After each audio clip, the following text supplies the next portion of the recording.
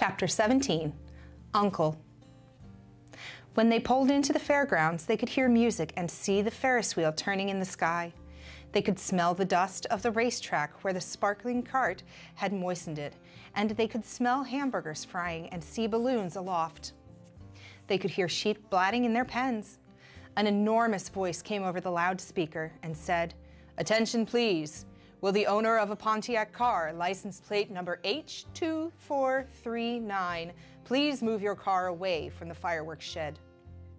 "Can I have some money?" asked Fern. "Can I too?" asked Avery. "I'm going to win a doll by spinning a wheel and it will stop at the right number," said Fern. "I'm going to steer a jet plane and make it bump into another one." "Can I have a balloon?" asked Fern. "Can I have frozen custard and a cheeseburger and some raspberry soda pop?" asked Avery. "You children will be quiet until we get the pig unloaded," said Mrs. Arable. "Let's let the children go off by themselves," suggested Mr. Arable. "The fair only comes once a year." Mr. Arable gave Fern 2 quarters and 2 dimes. He gave Avery 5 dimes and 4 nickels. "Now run along," he said. "And remember, the money has to last all day. Don't spend it all in the first few minutes. And be back here at the truck at noontime so we can all have lunch together. And don't eat a lot of stuff that's going to make you sick to your stomachs. And if you go on those swings," said Mrs. Arable, "you hang on tight. You hang on very tight. Hear me? And don't get lost," said Mrs. Zuckerman. "And don't get dirty." "Don't get overheated," said their mother. "Watch out for pickpockets," cautioned father. "And don't cross the racetrack when the horses are coming," cried Mrs. Zuckerman. The children grabbed each other by the hand and danced off in the direction of the merry-go-round toward the wonderful music and the wonderful adventure and the wonderful excitement into the wonderful midway where there would be no parents to guard them and guide them and where they could be happy and free to do as they pleased. Mrs. Arable stood quietly and watched them go. Then she sighed. Then she blew her nose. "Do you really think it's all right?" she asked. "Well, they've got to grow up sometime," said Mr. Arable. "And a fair is a good place to start, I guess." While Wilbur was being unloaded and taken out of his crate and into his new pig pen, crowds gathered to watch. They stared at the sign, "Zuckerman's Famous Pig." Wilbur stared back and tried to look extra good. He was pleased with his new home. The pen was grassy, and it had shade from the sun by a shed roof. Charlotte, watching her chance, scrambled out of the crate and climbed a post to the underside of the roof. Nobody noticed her. Templeton, not wishing to come out in broad daylight, stayed quietly under the straw at the bottom of the crate. Mr. Zuckerman poured in some skim milk to Wilbur's trough, pitched clean straw into his pen, and then he and Mrs. Zuckerman and the Arables walked away toward the cattle barn to look at the purebred cows and to see the sights. Mr. Zuckerman particularly wanted to look at tractors. Mrs. Zuckerman wanted to see a deep freeze. Lurvy wandered off by himself, hoping to meet friends and to have some fun on the midway. As soon as the people were gone, Charlotte spoke to Wilbur. "It's a good thing you can't see what I see," she said. "What do you see?" asked Wilbur. "There's a pig in the next pen and he's enormous. I'm afraid he's much bigger than you are." "Well, maybe he's older than I am. And he has more time to grow," suggested Wilbur. Tears began to come to his eyes. "I'll drop down and have a closer look," Charlotte said. Then she crawled along a beam till she was directly over the next pen. She let herself down on a drag line until she hung in the air just in front of the big pig's snout. "May I have your name?" she asked politely. The pig stared at her. "No name," he said in a big hearty voice. "Just call me Uncle." "Very well, Uncle," replied Charlotte. "What is the date of your birth? Are you a spring pig?" "Sure, I'm a spring pig," replied Uncle. "What did you think I was, a spring chicken?" "Ha ha, that's a good one, eh, sister?" "Mildly funny," said Charlotte. "I've heard funnier ones, though. Glad to have met you, and now I must be going." She ascended slowly and returned to Wilbur's pen. "He claims he's a spring pig," reported Charlotte, "and perhaps he is. One thing is certain, He has a most unattractive personality. He is too familiar, too noisy, and cracks weak jokes. Also, he's not anywhere near as clean as you are, nor as pleasant. I took quite a dislike to him in our brief interview. He's going to be a hard pig to beat, though, Wilbur, on account of his size and weight. But with me helping you, it can be done. When are you going to spin a web? Asked Wilbur. This afternoon late, if I'm not too tired, said Charlotte. The least thing tires me these days. I don't seem to have the energy I once had. My age, I guess. Wilbur looked at his friend. She looked rather swollen, and she seemed listless. I'm awfully sorry to hear that you're feeling poorly, Charlotte, he said. Perhaps if you spin a web and catch a couple flies, you'll feel better. Perhaps, she said wearily. But I feel like the end of a long day. Clinging upside down to the ceiling, she settled for a long nap, leaving Wilbur very much worried. All morning, people wandered past Wilbur's pen. Dozens and dozens of strangers stopped to stare at him and to admire his silky white coat, his curly tail, and his kind and radiant expression. Then they would move on to the next pen where the bigger pig lay. Wilbur heard several people make favorable comments about Uncle's great size. He couldn't help overhearing these remarks, and he couldn't help worrying. And now with Charlotte not feeling well, he thought, oh dear. All morning, Templeton slept quietly under the straw. The day grew fiercely hot. At noon, the Zuckermans and the Arables returned to the pig pen. Then a few minutes later, Fern and Avery showed up. Fern had a monkey doll in her arms and was eating Cracker Jack. Avery had a balloon tied to his ear and was chewing a candied apple. The children were hot and dirty. Isn't it hot? Said Mrs. Zuckerman.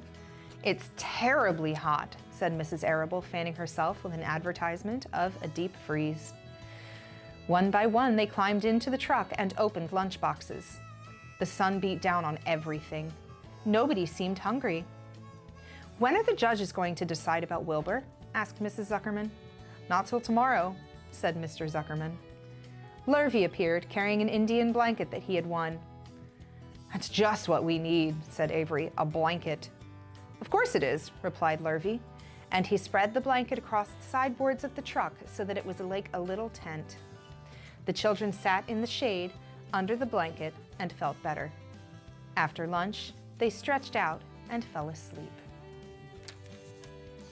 Chapter 18, The Cool of the Evening. In the cool of the evening, when shadows darkened the fairgrounds, Templeton crept from the crate and looked around. Wilbur lay asleep in the straw. Charlotte was building a web. Templeton's keen nose detected many fine smells in the air. The rat was hungry and thirsty. He decided to go exploring. Without saying anything to anybody, he started off. Bring me back a word, Charlotte called after him. I shall be writing tonight for the last time. The rat mumbled something to himself and disappeared into the shadows. He did not like being treated like a messenger boy. After the heat of the day, the evening came as a welcome relief to all. The Ferris wheel was lighted now. It went round and round in the sky and seemed twice as high as by day. There were lights on the midway, and you could hear the crackle of the gambling machines and the music of the merry-go-round and the voice of the man in the Beano booth calling numbers. The children felt refreshed after their nap. Fern met her friend Henry Fussy, and he invited her to ride with him in the Ferris wheel. He even bought a ticket for her, so it didn't cost her anything. When Mrs. Arable happened to look up into the starry sky and saw her little daughter sitting with Henry Fussy and going higher and higher into the air, and saw how happy Fern looked, she just shook her head. My, she said, Henry Fussy, think of that. Templeton kept out of sight. In the tall grass behind the cattle barn, he found a folded newspaper. Inside it were leftovers from somebody's lunch: a deviled ham sandwich, a piece of Swiss cheese, part of a hard-boiled egg, and the core of a wormy apple. The rat crawled in and ate everything. Then he tore a word out of the paper, rolled it up, and started back to Wilbur's pen. Charlotte had her web almost finished when Templeton returned, carrying the newspaper clipping. She had left a space in the middle of the web. At this hour, no people were around the pig pen, so the rat and the spider and the pig were by themselves. "I hope you brought a good one," Charlotte said. "It is the last word I shall ever write." "Here," said Templeton, unrolling the paper. "What does it say?" asked Charlotte. "You'll have to read it to me." "It says humble," replied the rat. "Humble," said Charlotte. "Humble has two meanings. It means not proud, and it means near the ground. That's Wilbur all over. He's not proud, and he's near the ground." "Well, I hope you're satisfied," sneered the rat. "I'm not going to spend all of my time fetching and carrying. I came to this fair to enjoy myself, not to deliver papers." "You've been very helpful," Charlotte said. "Run along if you want to see more of the fair." The rat grinned. "I'm going to make a night of it," he said. "The old sheep was right. This fair is a rat's paradise. What eating and what drinking, and everywhere good hiding and good hunting. Bye-bye, my humble Wilbur. Fare thee well, Charlotte, you old schemer. This will be a night to remember in a rat's life." He vanished into the shadows. Charlotte went back to her work. It was quite dark now. In the distance, fireworks began going off, rockets scattering fiery balls in the sky. By the time the Arables and the Zuckermans and Lurvy returned from the grandstand, Charlotte had finished her web. The word humble was woven neatly in the center. Nobody noticed it in the darkness. Everyone was tired and happy. Fern and Avery climbed into the truck and lay down. They pulled the Indian blanket over them. Lurvy gave Wilbur a forkful of fresh straw. Mr. Arable patted him. "Time for us to go home," he said to the pig. "See you tomorrow." The grown-ups climbed slowly into the truck, and Wilbur heard the engine start, and then he heard the truck moving away in low speed. He would have felt lonely and homesick had Charlotte not been with him. He never felt lonely when she was near. In the distance, he could still hear the music of the merry-go-round. As he was dropping off to sleep, he spoke to Charlotte. "Sing me that song again, about the dung and the dark," he begged. "Not tonight," she said in a low voice. "I'm too tired." Her voice didn't seem to come from her web. "Where are you?" asked Wilbur. "I can't see you. Are you on your web?" "I'm back here," she answered. "Up in the back corner." "Why aren't you on your web?" asked Wilbur. "You almost never leave your web." "I've left it tonight," she said. Wilbur closed his eyes. "Charlotte," he said after a while, "do you really think Zuckerman will let me live and not kill me when the cold weather comes? Do you really think so?" "Of course," said Charlotte. "You are a famous pig, and you are a good pig. Tomorrow you will probably win a prize. The whole world will hear about you. Zuckerman will be proud and happy to own such a pig. You have nothing to fear, Wilbur, nothing to worry about. Maybe you'll live forever, who knows? And now, go to sleep." For a while there was no sound. Then Wilbur's voice. "What are you doing up there, Charlotte?" "Oh, making something," she said. "Making something as usual." "Is it something for me?" asked Wilbur. "No," said Charlotte. "It's something for me, for a change." "Please tell me what it is," begged Wilbur. "I'll tell you in the morning," she said. "When the first light comes into the sky and the sparrows stir, the cows rattle their chains, and when the rooster crows and the stars fade, when early cars whisper along the highway, you will look up here and I'll show you something. I will show you my masterpiece." Before she finished the sentence, Wilbur was asleep. She could tell by the sound of his breathing that he was sleeping peacefully, deep in the straw.